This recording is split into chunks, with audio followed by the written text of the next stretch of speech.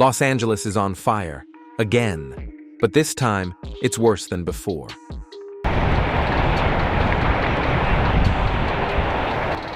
Entire communities have been forced to evacuate, homes reduced to ash, and the skies turned an apocalyptic orange.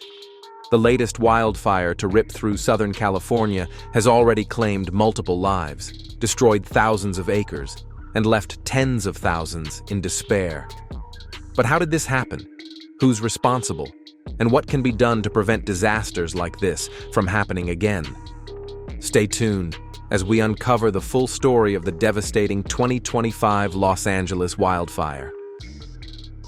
It all started on January 7th, 2025, when authorities first reported flames emerging from the dry hills near Pacific Palisades.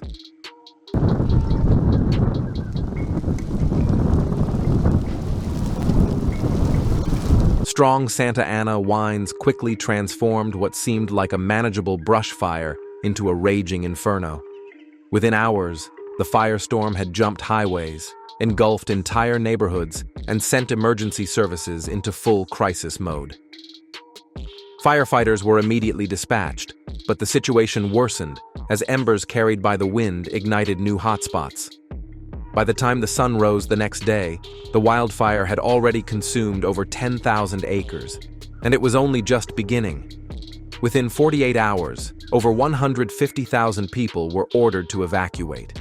Some had only minutes to pack their belongings before fleeing.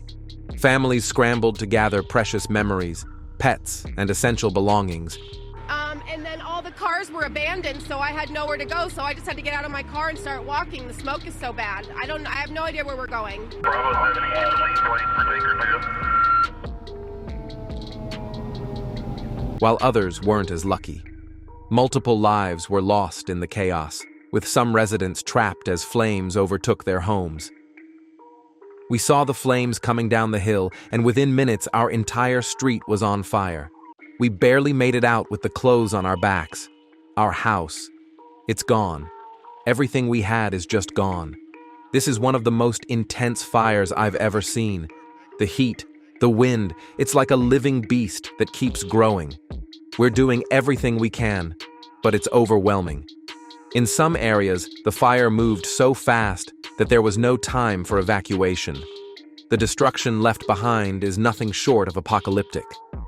Entire neighborhoods in Malibu, Pasadena, and Pacific Palisades were reduced to charred remains. So, what exactly caused this disaster? Experts say the perfect storm of conditions set the stage for this wildfire to spiral out of control.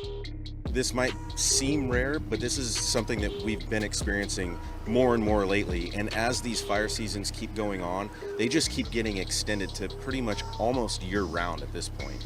Record-breaking droughts had left the land dry as a tinderbox, while powerful Santa Ana winds, gusting up to 60 miles per hour, spread embers faster than firefighters could contain them.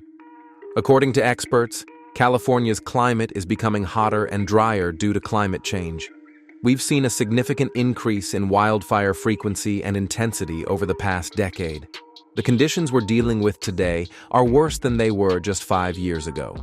Some reports suggest that faulty power lines may have sparked the blaze, though officials have yet to confirm.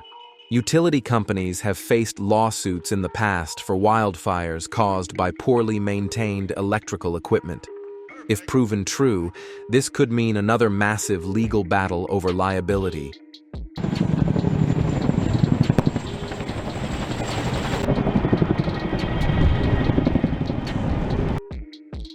Despite the impossible conditions, thousands of firefighters, first responders, and volunteers have been risking their lives to protect homes and save lives. Helicopters drop water from above while fire crews cut containment lines on the ground, trying to stop the flames from spreading further. Firefighters are working 24-hour shifts, barely getting any rest. But we know what's at stake. We're fighting for people's lives and their homes. We won't stop until this fire is out. Even Hollywood's elite couldn't escape the destruction. Celebrities like Jeff Bridges, Bella Hadid, and Anthony Hopkins were among those forced to flee as flames tore through some of the most luxurious properties in Los Angeles. Many have since spoken out, using their platforms to raise awareness and funds for relief efforts. Despite their wealth, these wildfires prove that no one is safe from nature's wrath. As the fire begins to die down, the long road to recovery is just beginning.